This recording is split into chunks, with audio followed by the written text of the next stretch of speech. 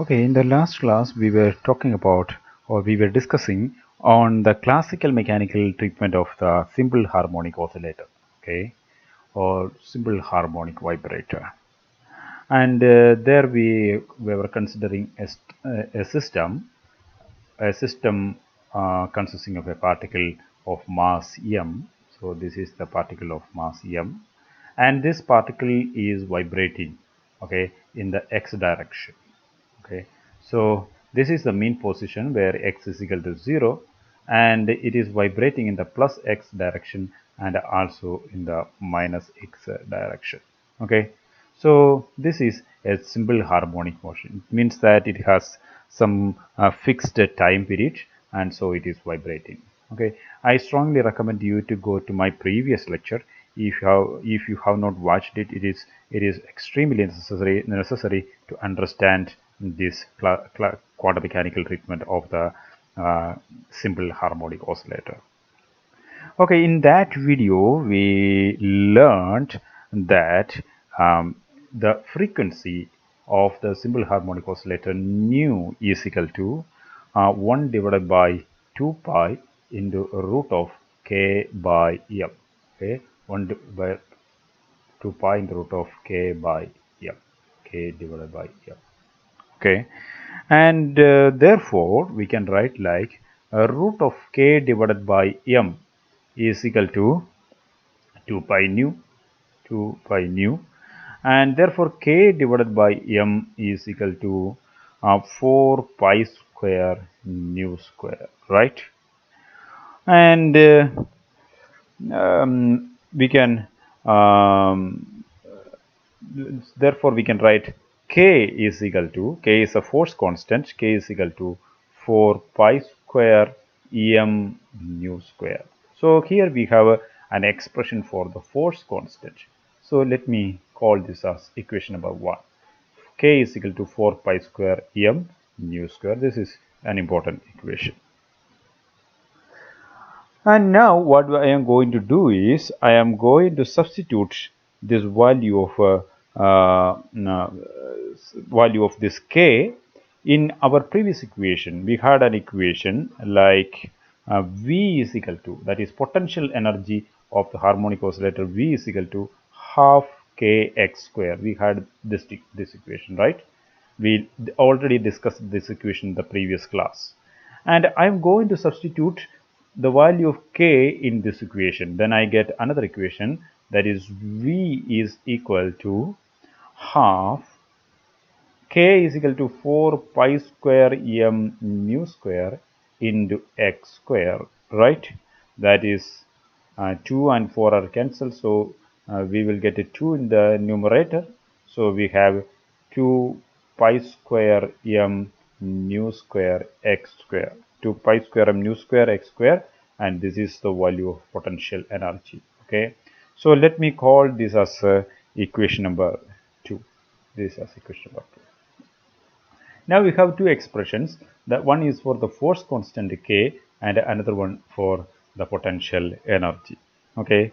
Now what I am going to do is I am going to construct the Schrodinger wave equation for the system. That is why I calculated, or that is why I made an expression for the potential energy. And in order to make the Schrodinger wave equation, we must have an idea of the Hamiltonian, right? So the Hamiltonian for the system, Hamiltonian operator for this system, that is Hamiltonian for the system, h cap is equal to minus h square divided by 8 pi square m d square by dx square. This is a kinetic energy part of the Hamiltonian, and it is moving in the x direction. That is why we have included only d square by dx square term, and the potential energy term we have to add here, that is 2 pi square m nu square x square. So this is the Hamiltonian. That's okay. So this is kinetic energy part, and this is a potential energy part of the Hamiltonian. And now we have the Hamiltonian, and from this Hamiltonian now we can write the Schrodinger wave equation. The Schrodinger wave equation is h cap psi. Schrodinger wave equation is h cap psi is equal to E psi. H cap psi is equal to E psi. Therefore, we can write the Schrodinger wave equation minus h square divided by 8 pi square m d square by dx square plus 2 pi square m nu square x square, that is h cap of psi, s cap of psi is equal to E psi. This is a Schrodinger wave equation for the Hamiltonian. Okay, so Schrodinger wave equation for the simple harmonic oscillator. Okay, so let me call this as equation number 3. This is equation number 3. So we have the Schrodinger wave equation already. Now what I am going to do is that I am just going to rearrange this Schrodinger wave equation. What I am going to do is I am going to multiply this with 8 pi square m by h square, okay, or minus 8 pi square m by h square, multiply with minus 8 pi square m divided by h square. So when I do this one, I get d square by dx square of psi. Okay, that is this term, d square psi by dx square. We already have minus h square divided by 8 pi square m, so this term will be cancelled with this multiplication factor. Okay, so we have d square psi by dx square plus minus 8 pi square m by h square minus 8 pi square m divided by h square into this term, that is 2 pi square m nu square x square into psi that is equal to minus minus 8 pi square m by h square, okay, into e psi, that is the right hand side. So what I have done is that I have multiplied both left hand side and the right hand side with minus 8 pi square m by h square. So again I can write like d square psi by dx square, okay, that is the first term, minus 8 into 2, that is 16 pi square into pi square, that is pi raised to 4 m into m, that is m square, okay, and what is remaining is nu square x square, divided by h square into psi equals minus 8 pi square me divided by h square into psi, right? So what I am going to do is I am going to call this term, that is 16 pi raised to 4 m square nu square, this term, that is 16 pi raised to 4 m square e square by h square. This term as 8 pi square me by h. This term 8 pi square me by h square. This term as alpha. Okay, so let me take the right hand sides, the coefficient of psi in the right hand side. That is 8 pi square me by h square. Okay, that is alpha. So alpha is equal to this term. And now I am going to take this one, that is 16 pi raised to 4 m square nu square by h square. This as beta square. Okay, so this is beta. Therefore, beta is equal to root of this one, that is 4 pi square m nu divided by h. This as beta. Okay. So I will take this term as alpha and root of this much as beta. Then I can simplify this equation. Okay. So let me simplify this equation. Let me call this as equation number 4. Okay. Alpha and beta together. Okay. So I am going to simplify this Schrodinger wave equation, modified Schrodinger wave equation. Then I get d square psi by dx square. What is this one? This is beta square x square, right? Minus beta square x square into psi psi equals this one 8 pi square m e by h square is alpha, so I can write minus alpha into psi.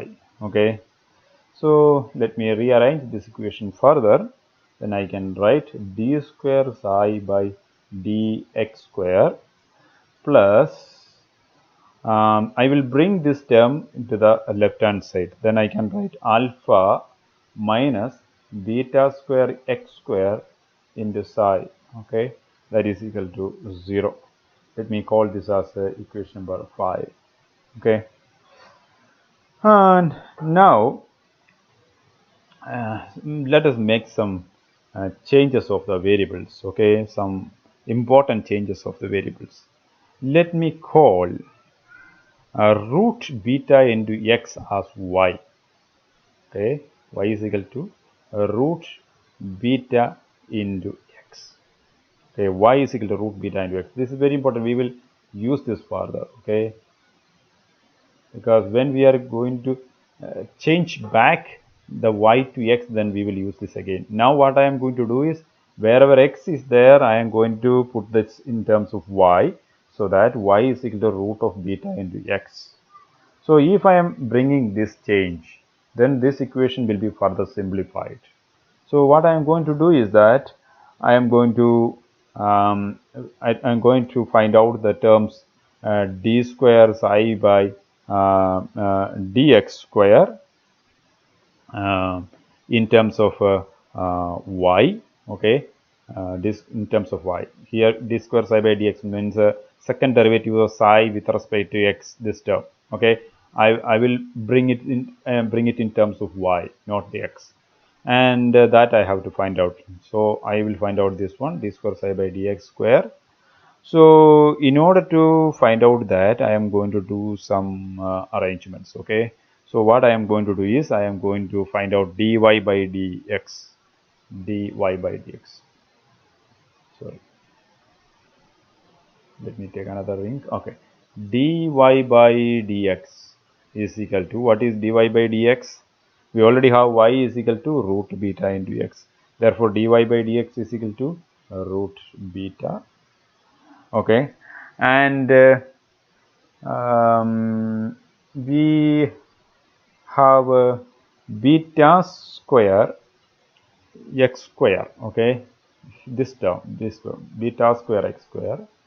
Beta square x square can be written like beta into beta x square, right? And that is equal to, what is beta x square? Beta x square is equal to y square, because y is equal to root beta into x. Therefore, beta x square is y square. So we can write it like a beta into y square. Okay, so we will keep this also, because we can put, instead of beta square x square, we can put beta y square, so that this x term is also converted in terms of y. Okay, let me call this as equation number 6. And now I wanted to find out d square psi by dx square. So let me first to find out d psi by dx, d psi by dx. So d psi by dx I can write like d psi by dy into dy by dx, dy by dx, right? D psi by dy into dy by dx. That is why I have already found out dy by dx here. Okay, so I can just substitute for dy by dx in this equation, then I get d psi by dx. So d psi by dx is equal to d psi by dy into dy by dx. Therefore, dy by dx is root beta. Therefore, I can write that is equal to root beta into d psi by dy, d psi by dy. Okay, and now I am going to find out d square psi by dx square, d square psi by dx square, because this is a term that I am interested, because I have d square psi by dx square in this equation, in equation number 5. I am going to substitute for that term. That is why I am doing all these steps, starting from d psi by dx. So d square psi by dx square is equal to d by dx, d by dx of d psi by dx, right? D by dx of d psi by dx. So that I can write like d by dx, d by dy of d psi by dx into dy by dx, right? So just like I did here, d psi by dx is equal to d psi by dy into dy by dx. Just like d by dx of this is equal to d by dy of that term into dy by dx. So that is equal to d psi by dx. If you just wanted to understand that in simple terms, okay, you just consider like we have a dy here and we have dy here also. So in altogether we have d by dx of d psi by dx. You can think in that way also. Okay, so that is equal to d by dy of d psi by dx into dy by dx. dy by dx we already know, so we can write like d by dy of d psi by dx. What is d psi by dx? We have already calculated what is d psi by dx in this equation, right? Here, d psi by dx is equal to root beta into d psi by dy. So let me put root beta into d psi by dy here, d psi by dy into dy by dx. dy by dx also we already know, that is equal to root beta, right? So d by dy of root beta into d psi by dy into root beta. So that is equal to the root beta into root beta, that is beta into d by dy of d psi by dy, that is equal to d square psi by dy square, right? So this is the expression for d square psi divided by dx square. So we have converted the d square psi by ds square in terms of d square psi by dy square. X has been converted to y. Okay. So now we have some equations here, useful equations. Let me call this as equation number 7. Okay, this is equation number 7. What I am going to do is I am going to substitute for d square psi by dx square and beta square x square in this equation number 5. Okay, so I can write like, means I am going to substitute d 7 and equation number, which one? 6, 7 and 6 in equation number 5. 7 and 6 in 5. Okay, so what I will get when I do this? So instead of d square psi by dx square, instead of d square psi by dx square in equation number 5, I can write like beta into d square psi by dy square, right? Plus alpha minus next term in equation number 5 is alpha minus beta square x square, this one, beta square x square, and beta square x square is equal to beta y square. So let me put beta y square here, alpha minus beta y square into psi is equal to 0. That is equation number 5. Okay, and let me rearrange this one just by dividing with beta, dividing the entire equation with beta. Then I get d square psi by dy square plus alpha by beta minus y square into psi is equal to 0. Okay, now I have a new equation, that is equation number 8. What is this new equation? D square psi by dy square plus alpha by beta minus y square into psi is equal to 0. This is completely in terms of y. Okay, this is a purely algebraic equation. And now what we are going to do is we are going to go for the solution of this equation. Solution means we have to find out psi from here. That is the variable here, right? Psi. So we have to find out the psi from this one. Okay, and the solution actually is not very easy because this equation itself is in a form that will not render an easy solution. Okay, so what I am going to do is that I am going to assume some condition, some extreme condition here. Then based on that I will reach some part of the solution. Okay, so let me consider if y is very greater than alpha by beta. Y is very greater than alpha by beta, because we have a term alpha by beta minus y square here, right? So let me consider that y is very greater when compared to alpha by beta. If that is the case, this equation number 8 will become d square psi by dy square, and you know that y is extremely greater than alpha by beta. Then what will be this term? Alpha by beta minus y square will be equal to minus y square, because alpha by beta will be very small compared to y square. So we can just neglect alpha by beta. So we can write like minus y square into psi, that is equal to 0. Okay, so this equation is true only when y is very larger than alpha by beta.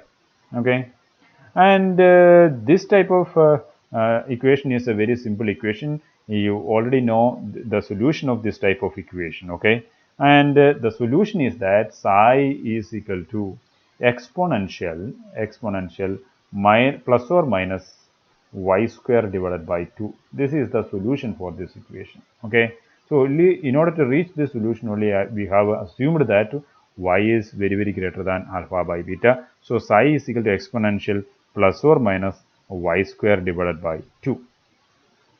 But you can look at this solution. This solution has two parts.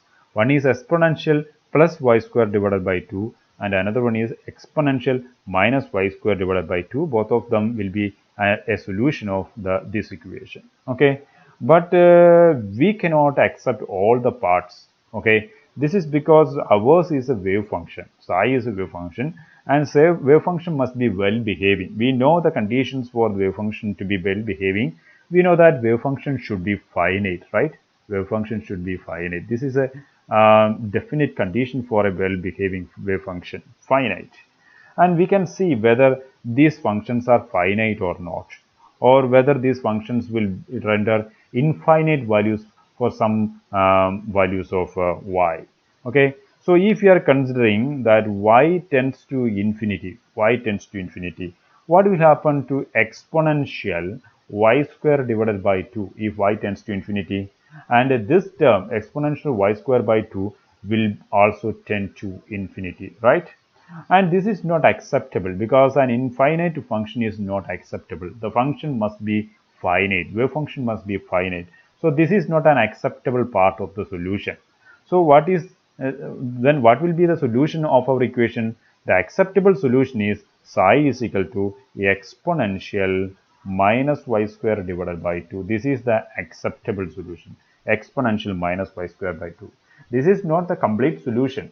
We know that this solution is valid only when y is extremely larger than alpha by beta. This is not necessary always, right?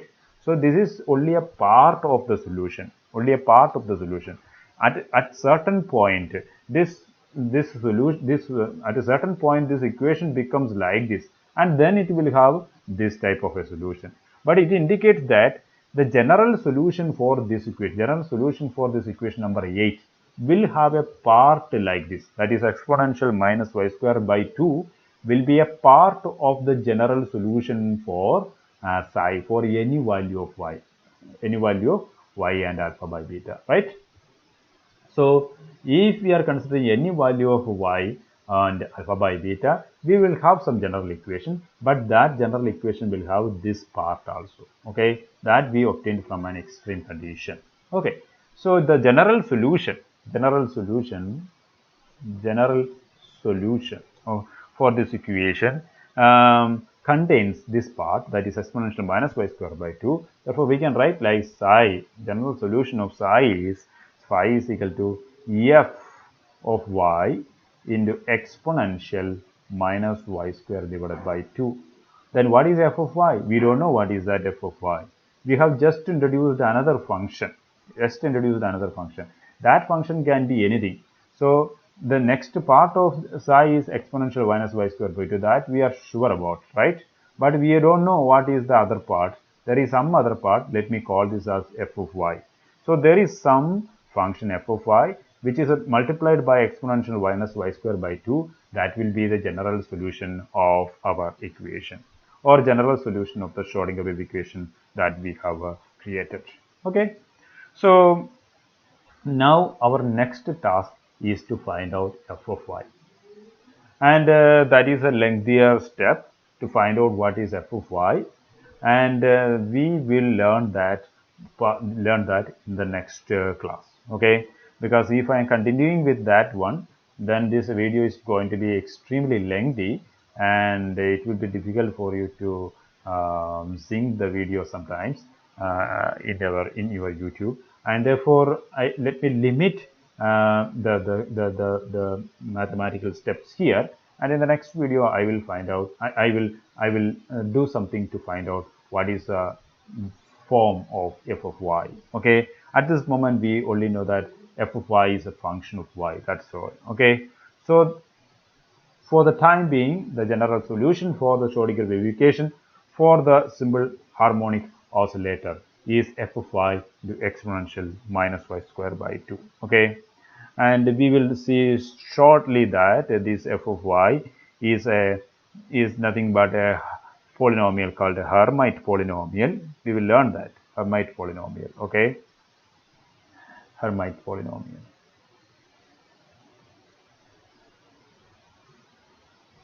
Hermite polynomial. So those things we will learn in the next class. For the time being, I am going to wind up this one, and please come back to see the next video as well. Then only after 2 videos we will be going to some conclusion of the fine solution for the Schrodinger wave equation for the simple harmonic oscillator. And thank you for watching, and stay tuned.